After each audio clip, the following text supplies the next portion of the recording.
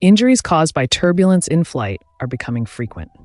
Is this something that the aviation industry should start worrying about?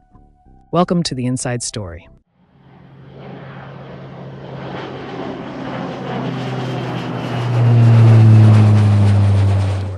Over the last 4 weeks, there have been at least 5 incidents where either flight attendants or passengers have suffered injuries as a result of turbulence. In this video, we will give you an overview of these 5 incidents and assess whether the aviation industry needs to take a further look at this weather phenomena to ensure better safety when on board an aircraft.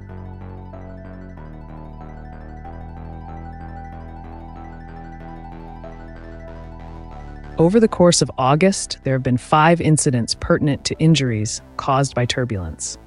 On August 4th, Korean Air Flight 197 between Seoul and Ulaanbaatar suffered severe turbulence whilst en route. This caused the injuries of 14 people on board the aircraft. With the incident injuring 14 people, it meant that nearly 1 person was suffering this every second on the aircraft. Despite this, the aircraft continued on to Ulaanbaatar without further incident thereafter.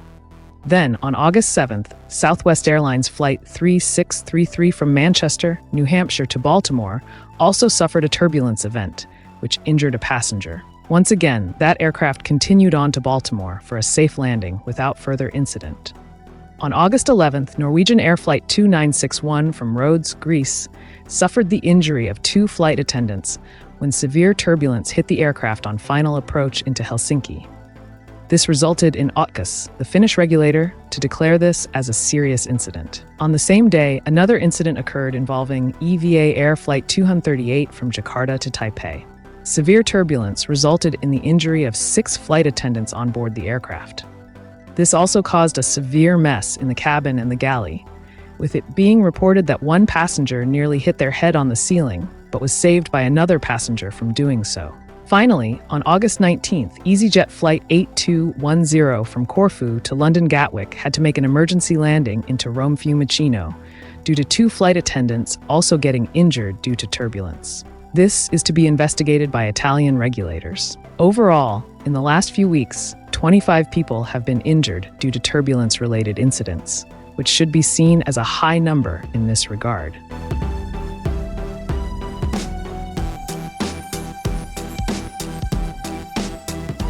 At this stage, the turbulence-related incidents are beginning to occur more, and this is being noted by those in the sector.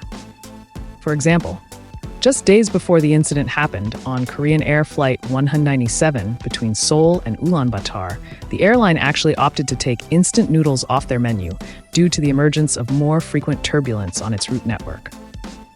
This was to ensure that burn incidents didn't occur in the event of severe turbulence. However, other than that, there doesn't seem to be much more in terms of the airline response to dealing with these turbulence events. However, it is probably key to note that more actions will no doubt be taken by the aviation industry soon.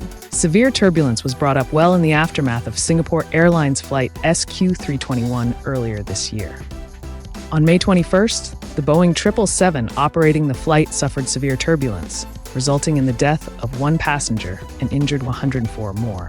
As more information comes out about this particular accident, it is fair to say that the appropriate actions will be taken by airlines accordingly.